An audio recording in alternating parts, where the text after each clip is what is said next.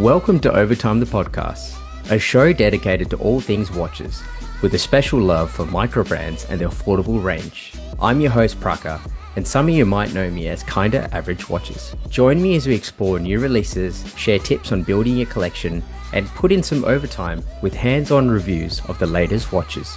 Whether you're a bit of a pro or you're just getting into the hobby, this podcast will keep you entertained with great stories from the people in the industry, casual conversations, and guest hosts who bring their own unique perspectives. Let's get started.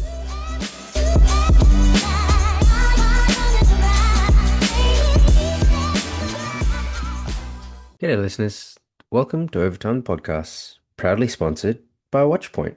Alright, so today I got another little wrap-up episode for you guys. Been meaning to do this for, I'm going to say about a week now, but things get busy, life gets busy, but definitely wanted to do this roundup. This roundup was actually inspired by CJ, Watch Out 24/7, who had confessed his love for the first watch I'll talk about. And obviously, if you're listening to this episode, you've also seen the title of the episode, so a bit of a giveaway. But anyway, before we get on to this week's wrap-up episode, of course, go to the Wristcheck. So today, I've had my Christopher Ward C63 Sealander GMT on all day. It was a fantastic day to have it on, actually. It was a busy day today. Went out with the family, had some lunch out, and then after that we went off to the park, got some great coffee, the usual, the kids were playing in the park, a bit of cricket, on the scooters, and walking near the creek, and it was just it was a wonderful day, which was fitting, which was good to take advantage of, actually, because we then had a bit of a rainy afternoon and evening, and actually it's still continuing. The rain is a little bit lighter than it was before. It was absolutely pelting down, but anyway, it was a perfect watch to wear. C63 Sealander GMT. It's not quite a dive watch, but hey, 150 meters water resistance, screw down crown. It looks good on your wrist. I had it on the bracelet today. Can't go wrong with it. Should probably chuck up a wrist shot, or at least a wrist check on the Overtime the Podcast broadcast channel. If you've not joined, I would, and if you are on Instagram, I would definitely urge to check that out. I will leave a link in the show notes so you can go directly and join in. I share some stuff from time to time, and anyway, let's get on with this week's episode. All right, so thought I would start off with, like I said, this is a watch that when I first saw it being announced, I'll be honest, I didn't quite click the significance of this release. This is the Casio Edifice EFK 100 series. Now, Casio Edifice is a brand that I've had experience with. I actually have one of my best mates. His brother loves the Casio Edifice line. I'm pretty sure he's got like 4 different Casio Edifices.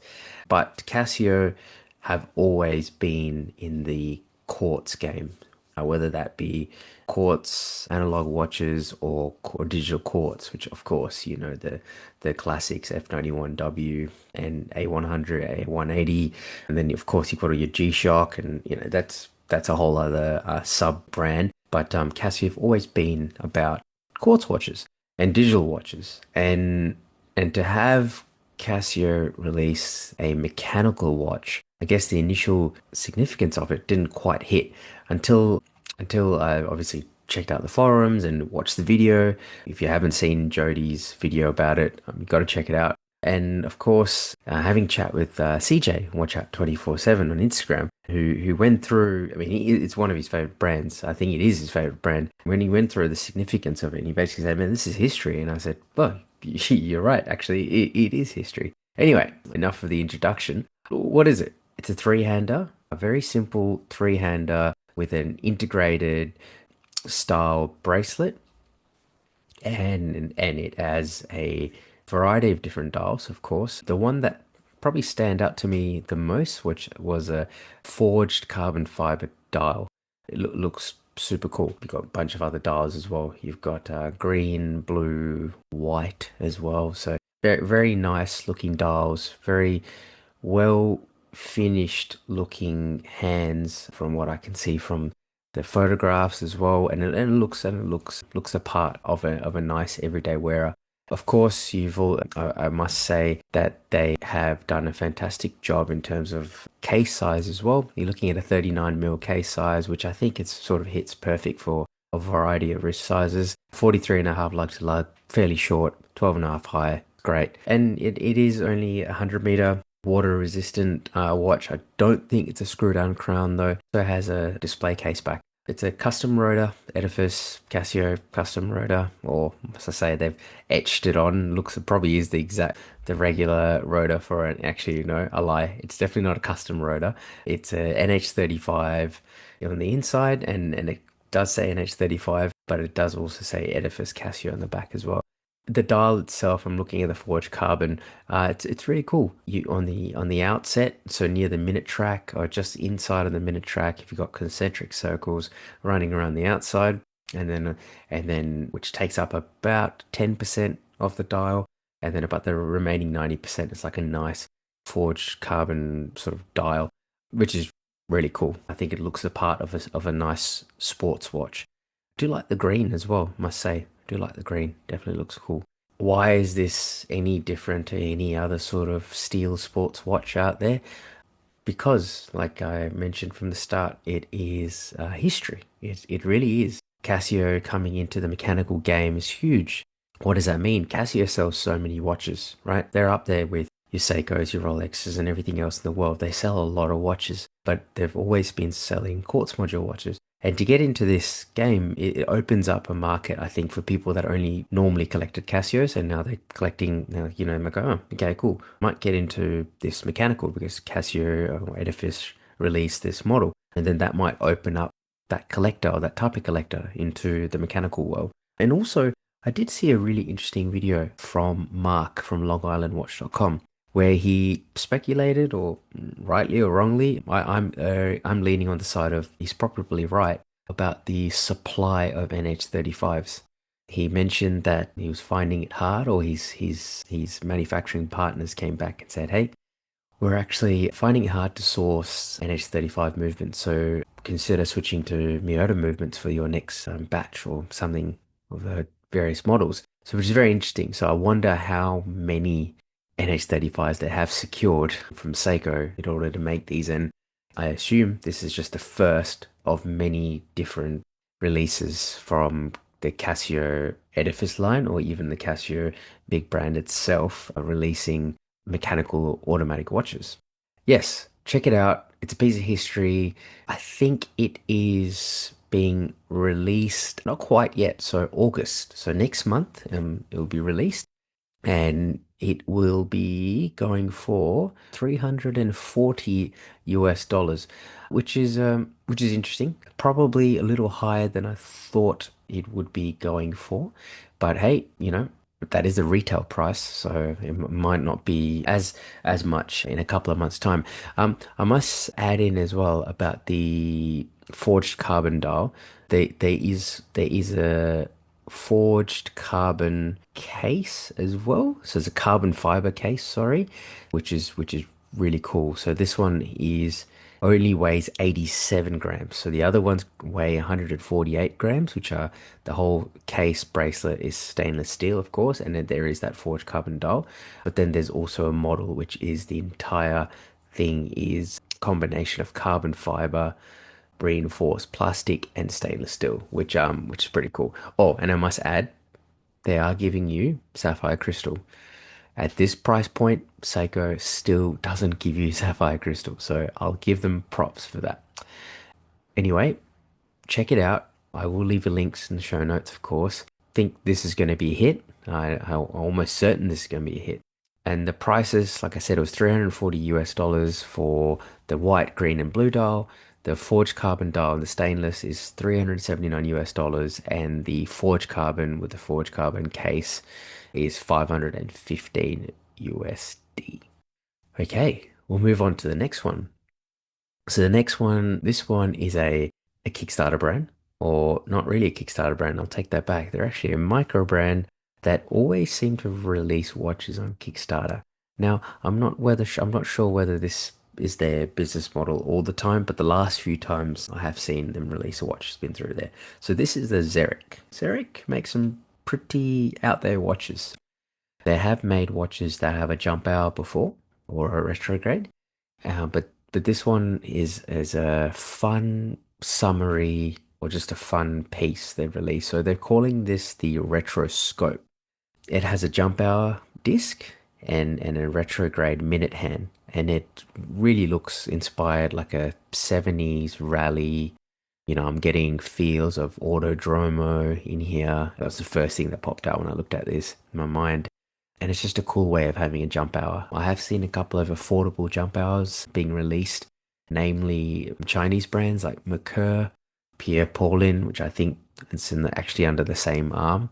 But having something that's a bit different, it is a steel case, 39mm steel case, but it comes in these rubber straps as well. And there's just so many varieties of colors. I mean, you got like a light blue dial, a red dial, silver dial, gray, black, blue, mint, white, and they all have various different colors, hands, and some of them even have different colored pushes as well. And the best part is the price. I mean, this was in Kickstarter for 199 USD. Now, I think this is great value. And unfortunately, the time that I'm releasing this episode, Kickstarter has been fully funded, and I think they smashed their funding, what they wanted to fund by miles. But there is still an opportunity to pre-order this through their website, and you get a decent discount on it still from MSRP. I think MSRP is 299 USD. It was for 199. I think now you can get a 30% discount on the MSRP if you pre-order it directly through their website. Now, of course, I talked about all the colors and all that and jump hour hands, but it's just a cool watch. Obviously, your jump hour window, which is a circular, like a date window, but it's displaying the hour. And then you've got a handset that goes from 0 to 60 and it just ticks along. It does use a modified Miura gearbox movement, and it sweeps across from 0 to 60, and then when it hits 60 it snaps back to 0, hence a retrograde.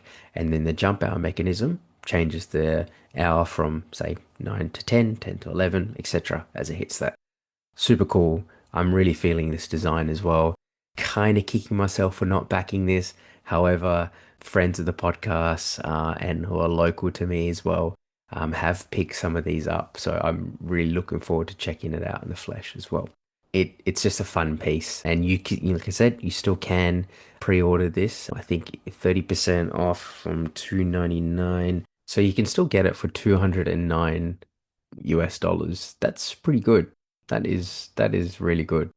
That's pretty much the Kickstarter price, just a little bit more. I wonder if that sort of goes against we're only releasing 999 pieces for each, and it's a limited edition number engraved in the case back. Perhaps all these pre-orders also count towards that limited editions. Anyway, I would be interested to see. But to be honest, those kind of things don't really bother me. I guess it depends. But that's a whole other conversation about limited editions and all that. So I'll leave that for another time. But cool. Check it out. I think most of our listeners will really enjoy this, and it is, even in a pre-order price instead of Kickstarter price, still very relatively affordable for something fun. I will move on to the next one. The next one is a microbrand. Of course, that's what we love talking about here in Overtime the podcast. And it's a microbrand out of Singapore. It's called Feynman, Feynman. I hope I'm pronouncing that right. So this is called the Feynman Q. Feynman have a pretty interesting design language. They always have some really cool hands from even their previous iterations. They released, I think, the Feynman 4, Feynman 1. Their handsets are cool. Their indices that they use is cool as well. They have interesting designs, like the cases are pretty awesome as well. And they have done limited editions before.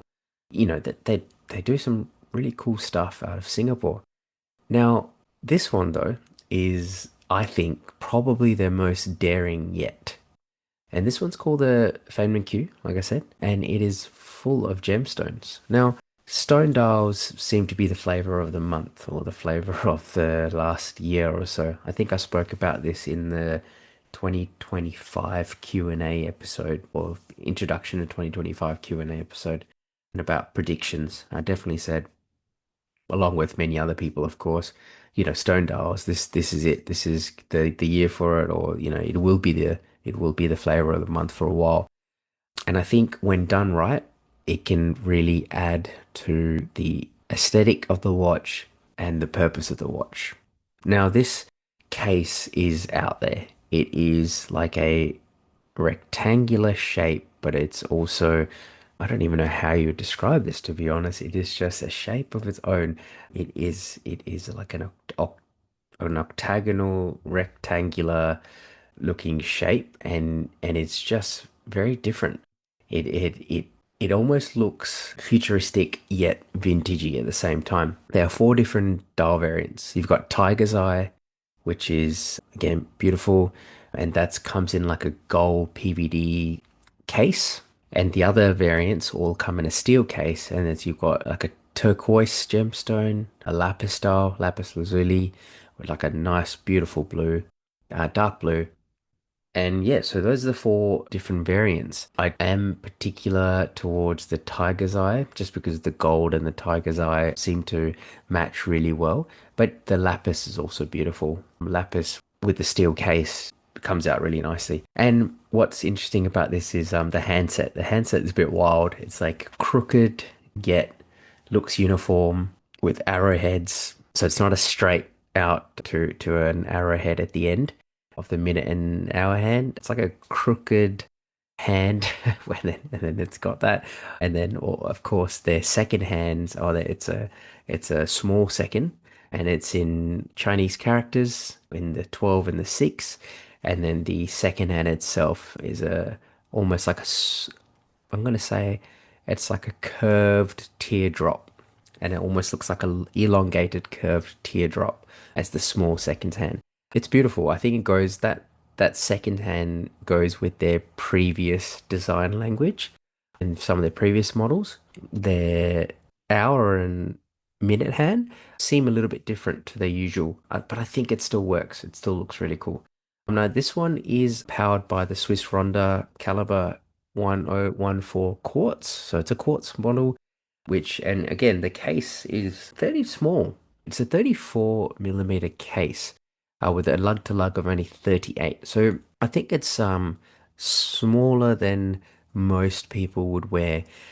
But I think because this is such a bold design, the colors, the stone, the handset, the case, of course, the case, having it so big on your wrist, be it a 38 mil case or a 40 mil case, I just don't think it would work. So having a 34 mil, I think it's actually very, very smart. And it's super thin. It's a quartz. It's only 7 mil thick, which is awesome. Yeah, fantastic. There is another dial variant which I didn't mention, and it's the Malachite, which is the Founders Edition. All these editions coming on sale, or have already come on sale actually, on the 4th of July. And it comes at a launch price of 599 Singapore dollars. So that's approximately 460 US dollars. And the regular price is 699 Singapore dollars. So it's $100 more. But yeah, check it out. Feynman have some really cool stuff. All their designs don't really follow the mold of other watches, is what I'll say. And having, again, this is also something out there. It's definitely cool. Definitely something different. If you wanted something a bit more unique, and if you're looking for something with a stone dial and, pretty out there, definitely check it out. All right, next one. This is another this is another microbrand. This is microbrand heavy actually. Well, apart from the Casio, this is a microbrand that's based out of Amsterdam, Holland, Netherlands. Batavi. Now, Batavi is a brand which I've had my eyes on for a while. There is a collector in our local Australian forums that has their geograph. And every time he posts about the geograph, I just love the look of it. It's such a bright, beautiful, I think it's like a purple dial, and it's a world timer as well, which that you don't see a lot of in the microbrand space. But anyway, we're not here to talk about the geograph. We're here to talk about their newest chronograph, which is the Marina chronograph. It comes in four varieties of colors. You've got the sunrise, which is this beautiful blue and pink dial, very Miami Vice. And then you've got a mist, which is white and blue. So it's a white dial, predominantly white. But the sub dial it's a mixture of white and blue. And let me get back to all the other colors. And then you've got the chronograph sand, which is white with orange and blue and brown. And it's just a beautiful mix of colors. And then you've got the last one, which I call the night, and it's a black dial with purple, pink, and green and sandy colors all mixed in. So the colors are primarily in the sub dial, with the handset as well. Anyway, beautiful colors. Batavi really experiment with colors in a fun way, but also not an overpowering way. And I think they've done that perfectly here. The sunrise is slightly different as well. The handset is in Eastern Arabic, the indices, apologize. And then the rest of the models, standard Arabics, 12, 1, 2, 3, 4, 5, 6, etc. This was also stood out to me because it's using the ST 1901 seagull movement. Now, you ask, Prako, why did that stand out to you? It's just the seagull movement. You see them in all the Chinese watches. Correct. But if you recall, I think I spoke about this. Now, if I didn't, I apologize, but it's been out there in the watch world for at least a year now. Seagull actually stopped selling their movements at a lower MOQ to people. That you needed to have a certain number of movements that you were purchasing before they would sell it to you, or so they say. That's the rumors out there. But it made sense. A lot of micro brands switched. They stopped using the ST 1901 movement and they started looking for different movements. I think Laurier, for example, just off the top of my head, they started using a Seiko movement, the NE88, which is another automatic chronograph movement or a manual one chronograph movement instead of the Seagull movements, which obviously comes at a price premium as well.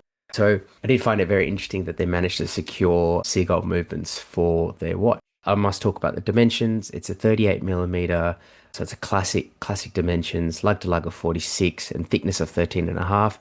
You know, it is a mechanical hand wind chronograph, so yes, it has a little bit of thickness to it, but 13 and a half is very manageable and has a nice dome crystal as well, like fully leaning into the retro look of it. And yes, just beautiful. Of all the colors, my favorite is probably the chronograph sand, followed by the sunrise. That Miami Vice vibes is fantastic.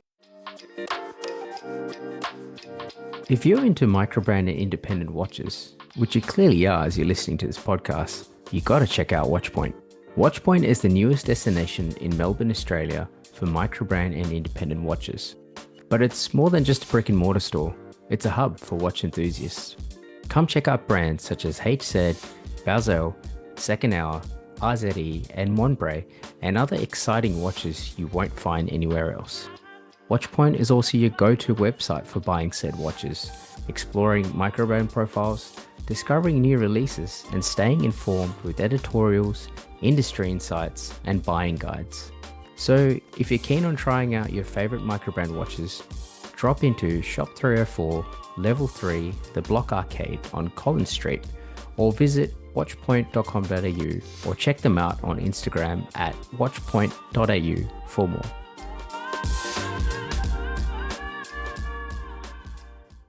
Okay, now before we move on to the next one, this is probably the most interesting things I've ever seen on a watch sale, is that they've actually paired their watch with a fragrance. If you order the watch, I believe it comes with a fragrance, which I don't know I don't know how I feel about that, to be honest.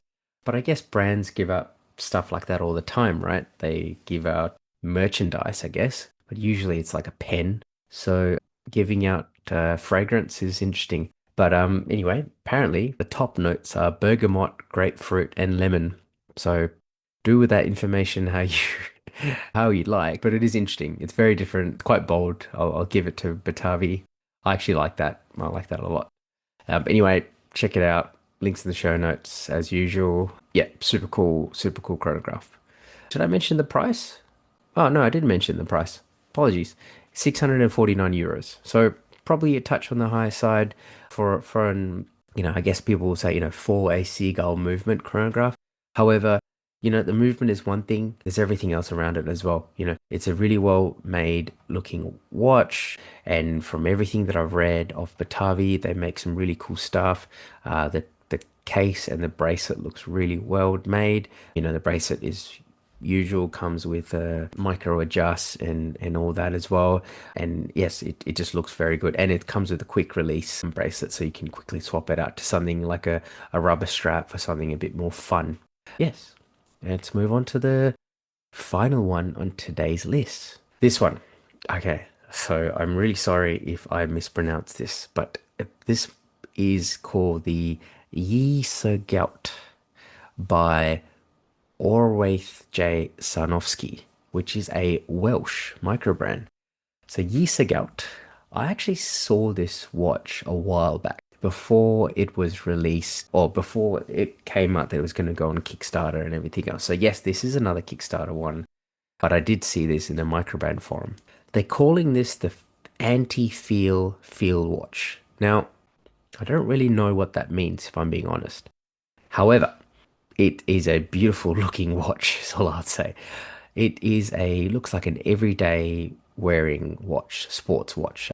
The case, the bracelet, everything just looks like a standard. I wouldn't say standard, I'll take that back. It looks like a very well made sports watch, and I cannot fault anything that, in terms of looks, in terms of from what I can see, the build and also the design. The design is it looks great. It looks exactly like what you want in an everyday wearing sports watch. But why is it different? Why is it not a field watch and why is it an anti-field watch? So I guess the difference there is the dial. The dial are these two beautiful variants. You've either got a amethyst, a natural amethyst, or a lapis lazuli, and it's layered with these metallic patterns, and it also has a metal chapter ring on the outside as well. So the lapis, of course, I said before, I love lapis styles. I think yeah, the one before as well. Just love the look of lapis styles, but the amethyst is beautiful. It's like a purple, a rich purple, and it just changes in the colors as well. It looks dark, it looks light, depending on the sunlight hits and the light hits, and it just, gorgeous watch. I love purple dials. 2.5 years ago, however long it has been since we started this podcast, we talked about purple watches. And this would have, if this watch was out then, this would have definitely been a purple watch pick for me. It does come with a Miyota 9039 movement, which is, it's going to give you a slim profile, of course, and it's fairly accurate as well from my use. I've got a couple of watches with Miyota 9039 movements and they go really well.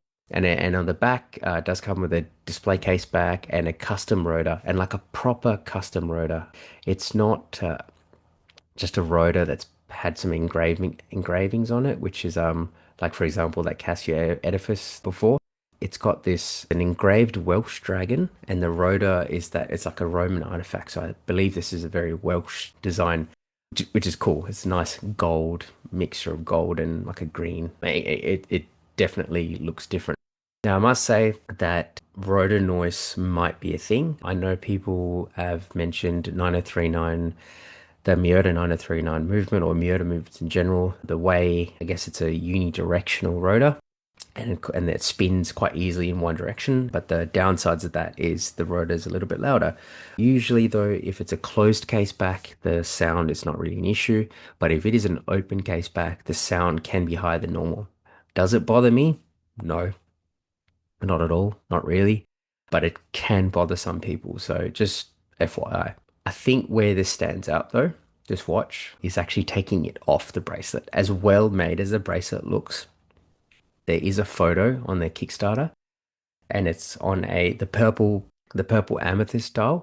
Comes on this fabric, woven fabric strap, which is purple and like a cream stitching. Oh, perfect. If I look at that and then I go, okay, this is beautiful. This is almost like just changes the watch from I guess, a sports and anti-feel watch, whatever you want to call it, to something quite dressy. But hey, you can also dress it up. You can dress it down, you can make it sporty, put a bracelet on it. It looks really cool. I'm liking also the case finish on it as well. Nice polished bezel, brushed case, and it just looks really well made. So it's 450 pounds. Now this is a lot of watch for that money, £450. And it is going through Kickstarter, and I think there's an early bird offer as well. But from where they are at the moment, I think they've smashed that. They've actually smashed the units they've already sold. So now they're on to I think it's £480 now if you were to pledge. But yes, definitely all the early birds are gone. So £480, definitely. But yes, check it out. Looks really cool. I link will be in the show notes. But not only do they have this model, the Sgowt, they've also got some very different watches as well. I'm pretty sure I saw one, Der Word Enos, and it's a beautiful dress watch as well. Again, with a lapis style, really nice slim case with a pocket watch movement inside as well. So anyway, it's quite big, of course, because it has to fit a pocket watch movement, but definitely very cool. You got to check it out. It almost somehow has familiarity with the Sgowt, but also doesn't at the same time. But check it out. I'll leave the link in the show notes directly to their website so you can have a look at both models. And of course, the Kickstarter. If you're keen, check it out. Back them. Cool. Comes to the end of all the watches I wanted to discuss. Of course, got to wrap it up with something interesting section. Now, I had to make my something interesting section about this because, funny enough, I had the Casio automatic watch, the Casio Edifice that I was going to discuss, and a mate sent me this and said, "Hey, check this out. Can you fact check this for me? Is this true that this Casio TC50 was the world's first touchscreen watch?" And I said, "Sure, I'll check it out." And sure enough, I was reading a little bit more about this. So the TC50 is a digital watch from the 80s. Now, Casios have been making really cool digital watches from the 80s, 90s. The calculator watch is just one of those cult watches. But this one is so different. It's got a touchscreen on it, and it's not just the touchscreens where I don't know if anyone can recall the first generations of touchscreen phones, stuff on, might be sure, like stuff on Nokia's and some of the early Sony's and early Samsungs. Like I'm talking one of the like first smartphones. It was the screens weren't capacitive. They were the other type. So basically, you had to put a lot of pressure in it to touch it. Or not a lot of pressure, but more pressure than, I guess we're used to with every other touchscreen things nowadays. So everything's just, a gentle touch and boom, it's on. It's just the way that the screen technology works. It doesn't work through pressure. Now it worked through something else, like heat or something. I should have probably researched this before. But this TC50, back in the 80s, it was doing this. All it had to do was you could touch with a fingertip and it would start working. You could start using the calculator as a calculator, which is insane because like this thing goes back 20 plus years or something before we had smartphones, or like more than that, nearly 30 years. And it's just crazy how cool it is and how it worked. I mean, Casio, they don't quite get the flowers that they should. They have designed and innovated so many things, and this is just one of those real cool things to check out. And of course, like I said, it's a calculator watch, but it also, of course, has the time, has the stopwatch, has the alarms, has a countdown timer. It can do everything. It is a resin case as well, like most of those digital watches. And I think you can still find some on eBay. Now, can't guarantee if it's going to work, but there are so many Casio enthusiasts out there, and you never know. They might have the module, they might have bits that they can put together to make it work. But yeah, definitely super cool. And I think it's fitting to round up this episode mentioning Casio yet again. All right, reached the end of the episode. Hope everyone enjoyed the wrap up, and I apologize of how I sound. I'm still getting over a bit of cold. So anyway, this is nothing else. I'll wrap it up there. Cheers. Thank you for listening to Overtime the Podcast. I hope you enjoyed the episode.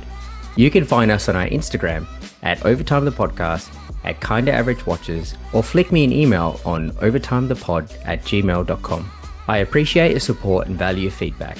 If you have any questions, suggestions, or topics that you would like the podcast to cover in the future, please hit us up. Until next time.